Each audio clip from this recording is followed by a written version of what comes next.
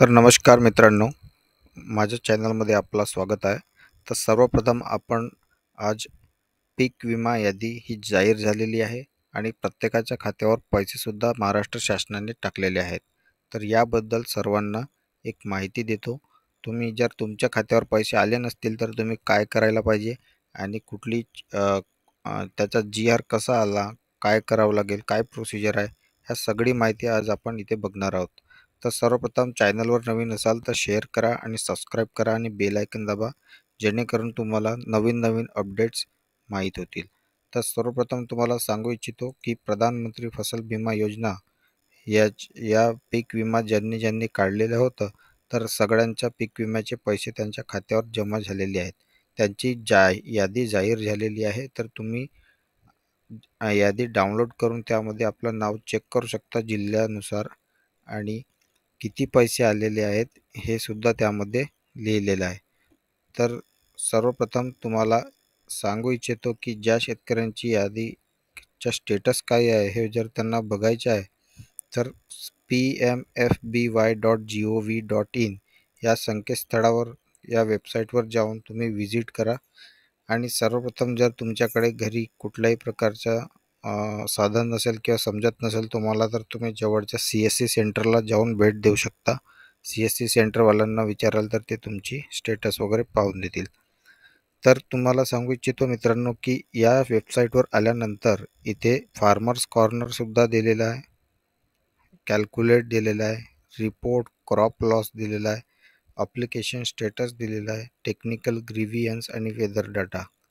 तर या अशा टॅबमधून तुम्हाला ॲप्लिकेशन स्टेटस हा टॅब निवडायचा आहे. तर आपण यावर क्लिक केल्यानंतर तुम्हाला अशा प्रकारचा विंडो येतो. तर रिसिप्ट नंबर म्हणजे कोणता? आता ज्यावेळी तुम्ही पीक विम्याच्या नोंदणी केली त्यानंतर काही दिवसानंतर प्रत्येक महाराष्ट्रातील घरी अशा प्रकारचा एक नोटीस किंवा अशा प्रकारचा एक पत्र आलेलं आहे. तर सर्वांनी पीक विमा केलेला आहे. तर या ठिकाणी Cholamandalam general insurance company limited हा या थ्रू पीक विमा केलेला आहे, म्हणून चोलामंडलमकडून अशा प्रकारचं पत्र आलेलं आहे. जर तुमच्याकडे दुसरा आला असेल तर तुमच्याकडे दुसऱ्या कंपनीचं नाव असेल, पण महाराष्ट्रातील मला तर अंदाज आहे की सर्वांच्या घरी चोलामंडलम एकच प्रकारचा आलेला आहे. तर प्रधानमंत्री पीक विमा योजना याद्वारे असं या ठिकाणी तुमचं नाव पत्ता लिहिलेला असेल. तर याच्या मागच्या बाजूला तर जवळून बघू शकता मित्रांनो अशा प्रकारे हा पत्र आहे. तर याच्या मागच्या बाजूला अर्ज ID म्हणून आहे.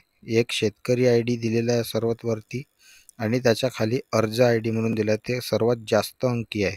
तर ते अर्ज ID तुम्हाला इथे रिसिप्ट नंबरमध्ये घालायचा आहे.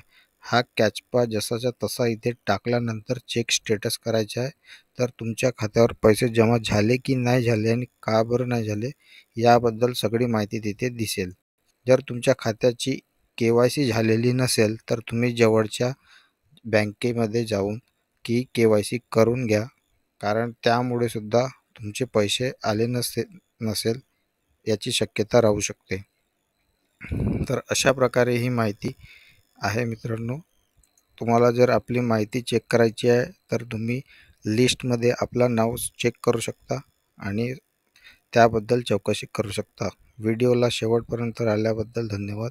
चॅनलला शेअर करा, सबस्क्राईब करा.